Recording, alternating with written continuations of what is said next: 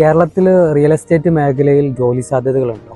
തീർച്ചയായും കേരളത്തിൽ real estate മേഖലയിൽ വൻ സാധ്യതകളാണ്. റിയൽ എസ്റ്റേറ്റ് മേഖല കൊടുക്കുന്ന ജോലിയുടെ എണ്ണം പറയാനായില്ല. ഇപ്പൊ കർഷക തൊഴിലാളികളുടെ അല്ലെങ്കിൽ ഒരു ഫാക്ടറിയിലെ ജോലി ചെയ്യുന്ന ആളുകളെ സംബന്ധിച്ചിടത്തോളം ആ ഫാക്ടറിയിൽ ഒരു 100 ആളുകൾ ഉണ്ടെങ്കിൽ അത് എണ്ണം പറഞ്ഞ 100 ആളുകളാണ്, അതായത് മാർക്ക് ചെയ്ത 100 ആളാണ്. പക്ഷെ റിയൽ എസ്റ്റേറ്റിന്റെ ഒരു കെട്ടിടം എടുക്കണമെങ്കിൽ 100 ആളുകളൊന്നും അല്ലല്ലോ ജോലി ചെയ്യുന്നത് ആ പീരീഡിൽ.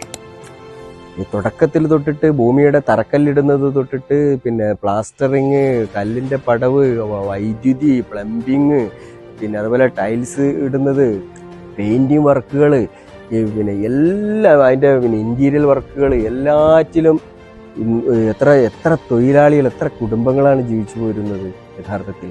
പക്ഷെ അത് കൃത്യമായി ഇവരെല്ലാം ഒരേ സമയത്ത് ജോലിക്കാരല്ല എന്നതുകൊണ്ട് മാത്രമാണ് റിയൽ എസ്റ്റേറ്റിലെ തൊഴിലാളികളുടെ എണ്ണാൻ സാധിക്കാത്തത്. ഫാക്ടറി തൊഴിലാളികളെ കറക്റ്റ് എണ്ണാൻ സാധിക്കും. കാരണം ഈ മാസം, അടുത്ത വർഷവും അവരവിടുത്തെ തൊഴിലാളികളായിരിക്കും. മറ്റേത് ഒരു പ്രൊജക്റ്റ് ഉണ്ടാക്കുമ്പോൾ മാത്രം, സ്പെഷ്യൽ പീരീഡിൽ മാത്രം തൊഴിലാളികളാകുന്നു എന്നുള്ളതാണ്. പിന്നെ അതുമാത്രമല്ല, ഇതിനുപയോഗിക്കുന്ന വിഭവങ്ങൾ, ഇപ്പൊ കല്ലുപയോഗിക്കുമ്പോൾ കല്ലിന്റെ കോറി തൊഴിലാളികൾ ജീവിക്കുന്നുണ്ട്. പിന്നെ അതേപോലെ സിമെന്റ് ഉണ്ടാക്കുമ്പോൾ സിമെന്റ് ഫാക്ടറിയിലുള്ള ആളുകൾ ജീവിക്കുന്നുണ്ട്. ഇലക്ട്രോണിക് ഉൽപ്പന്നങ്ങൾ ഇവിടെ ഉപയോഗിക്കുമ്പോൾ അതിന്റെ ആളുകൾ അവിടെ ജീവിക്കുന്നുണ്ട്. അപ്പൊ എല്ലാം റിലേറ്റഡ് ആണ്. ഇത്രയും കുടുംബങ്ങൾക്ക് ജോലി കൊടുക്കുന്ന മറ്റൊരു സംരംഭം ലോകത്ത് ഇല്ല എന്നുള്ളതാണ്.